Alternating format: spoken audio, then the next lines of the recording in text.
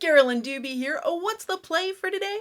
Well, today I'm playing in my art journal, and this video is loaded with suspense and danger because there's one art supply that's not gonna make it out of this play alive. I'm gonna start out by getting some pattern here onto these pages. I'm using Marabou's art spray and the speckles and spot stencil that I created for StencilGirl Products. By flipping the stencil over, what I'm doing is using the spray ink that was on the stencil to add more pattern over there. And I'm just going to keep repeating this. Now the circles that are on this stencil, they're 3 different sizes, so it's going to create all this variation on here, but it's still just one single stencil doing it. You can use your hands to push the stencil down, or you can use this magical invention called paper towels and just roll it across there. The goal is to get as much contact between the art spray and the paper as possible, because the more you have that contact, the more of that color is going to transfer over. And then you just keep repeating this over and over until you've got the page as full as you want of color and pattern. I've got my thinking brain turned off at the moment. This isn't a time for deep thought. This is just go quickly, get some color on there, and move things around. The first layer gets covered up quite a bit by the time it's done, so I don't put a lot of thought into it. I just want to get some stuff on the page. For the next layer, I'm going to use colored pencils, and I'm simply going to draw around or inside the various circles that are all over the page. And this is probably not going to shock you too much, but while I'm doing this, I'm not doing any thinking there either. All I want to do is just have fun getting a whole lot of color in little places all around the page. This is a great big giant vintage ledger that I'm using. It's about 150 years old, and I've got more videos of things that I've done in it and that kind of stuff, and I'll have that link down below for you. But the thing about this is the paper feels different to me than modern paper. It's a very sturdy, thick paper, so things don't absorb into it. It can handle this mixed media stuff very nicely. And that's why it's taking the art spray a little bit longer to dry than it would, say, on modern paper. And I didn't wait for it to dry. Wherever you see it glistening, it's still wet there. But it doesn't have to be completely dry because I'm using colored pencils. And wet stuff doesn't hurt colored pencils one bit. The worst thing that's going to happen is that if I go over a really wet area, the colored pencil just doesn't write there. I will say a little bit later in the video though, this habit of mine of not waiting for things to dry will cost me something very dear. Okay, that's a little overdramatic, but there is going to be a cost. Something's not going to survive the making of this page. But even with all the dangers that are happening here to the art supplies, I'm still gonna keep pushing on. I'm gonna keep adding color. I'm gonna keep adding layers onto here. I forgot to mention why I chose the art spray to put here for the first layer. And that's because once it dries, it is permanent. It's not going to react again. So that means if I put paint on top of it, it's not going to come through it. It's not going to reactivate, that kind of thing. And when I'm doing a first layer on something, that can be really handy.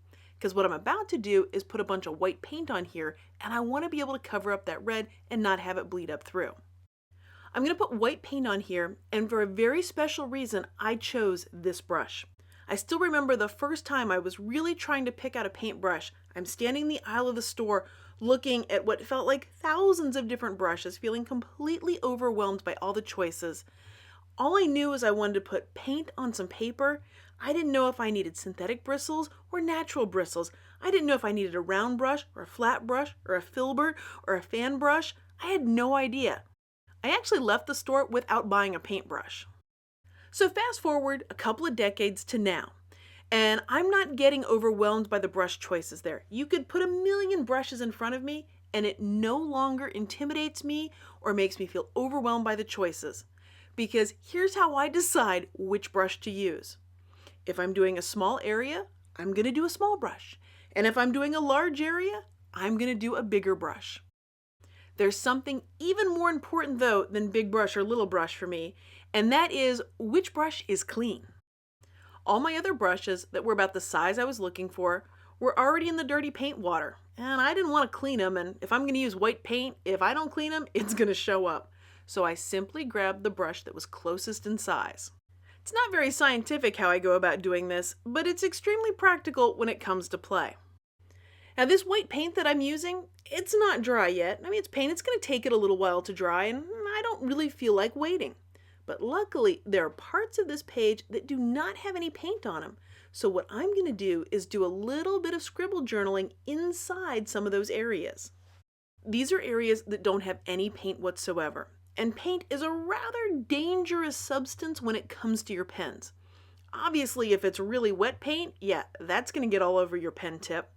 But the other thing is, even when paint is completely dry, there's some kind of residue that can come up at times and clog up, especially a felt tip pen that has kind of a bullet tip to it, can be really rough on those.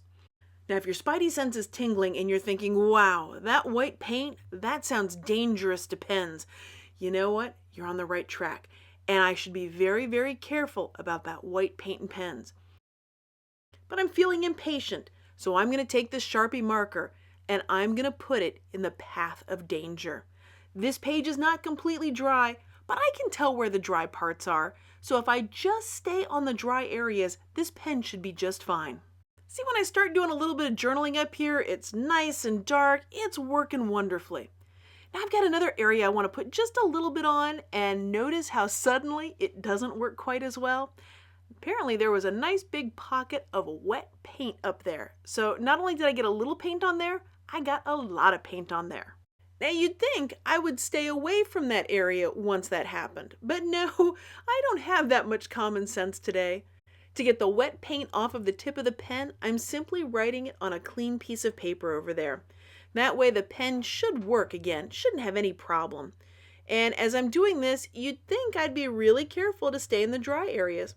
I started out that way, but then I got drawn right back up to that spot I really wanted up there, and I did it again. I got it in more wet paint. It was a lot of paint this time, so I even wiped off the paint, and I'm trying to write with it, hoping that this pen will come back to life. It's on the edge, it's on the brink, and if I was wise, I would put the cap on it and let it recharge, rejuvenate, see if it can come back. But I'm not really in that kind of mood today, so we're just going to keep pushing on with this Sharpie marker. And it's hanging in there, it's doing a little bit of writing, but it's not nearly as dark as what it was when I started. Putting a Sharpie marker in wet paint is not good for a Sharpie marker, FYI. But that was a smaller tip Sharpie, so I decided to grab the jumbo Sharpie with the really big wide tip to it, the chisel tip.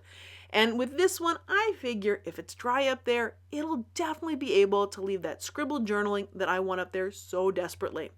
And in the process of doing this, yep, I managed to find more of that wet paint. But more importantly, I got my scribble journaling up there the way I wanted it. And because this is a much larger pen, it has a much larger tip to it, it can handle a little more abuse than one that has the finer tip. Now, for all that I've gone through to get the scribble journaling on here, as important as it was to me, you'll never believe what I'm about to do to this.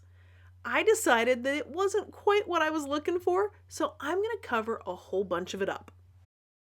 I'm starting out with white paint here, and as I'm covering up that Sharpie marker stuff, I start to feel like there's way too much white space on this now, and that tells me I need to bring in some more color. I wanted something really vibrant, so I grabbed the Fluid Matte by Matisse and Pam Carricker.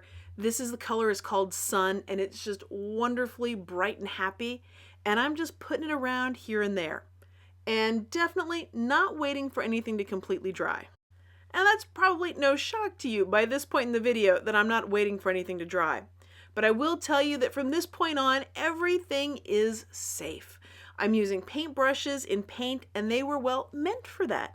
So they can handle getting wet, getting paint on them, so we're not going to ruin any more art supplies throughout this play.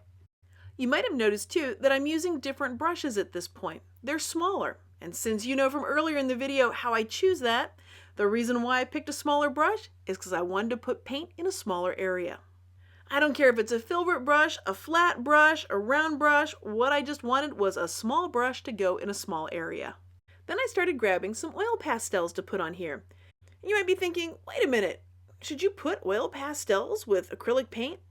Well, the rules say that you should not mix these because it's like mixing oil and water. They're not going to mix extremely well. And I say, hey, they work on top of each other, makes me happy, so I'm going to do it. Because I have this attitude with things, that's one of the many, many reasons why I am never going to become a brain surgeon. because you do not want this attitude in someone that's operating on you. But this isn't life or death. This is an art journal page, and I just want to play and have some fun. If you'd like to give art journaling a try, if you want to feel that freedom of play, then I encourage you to check out my free online workshop called Permission to Play. And in there, I've got downloadable goodies for you, and I also have very specific strategies, things that you can do to let loose, to really get into the play and just have fun making and creating. You can find all the details and registration over at acolorfuljourney.com.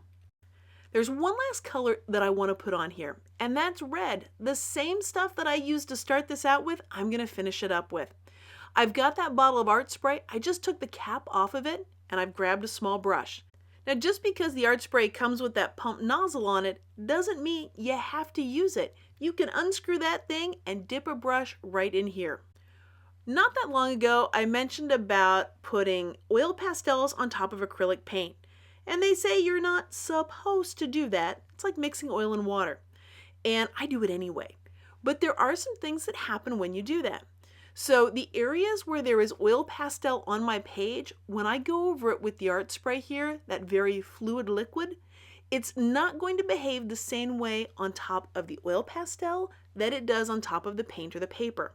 Now I like that because it gives me several different looks without me having to really do anything that different.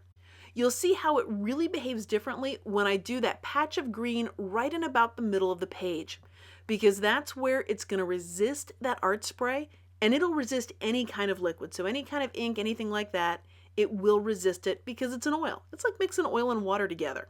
So what am I going to do with this background now that I've got color all over it? Well, I'll add more to it. Layers will continue to build up. Exactly what's going to happen to it? I have no idea. It just depends on whatever the muse tells me she wants on there. Well, thanks so much for joining me for today's play. If you've enjoyed this video, I'd so appreciate it if you gave it a thumbs up. And if you'd like to see more of my videos, hit that subscribe button. That way you'll know as soon as I have a new one out. And of course, if you want more fun, more play, check out my free workshop, Permission to Play, over at acolorfuljourney.com. Thanks so much for letting me be a part of your colorful journey.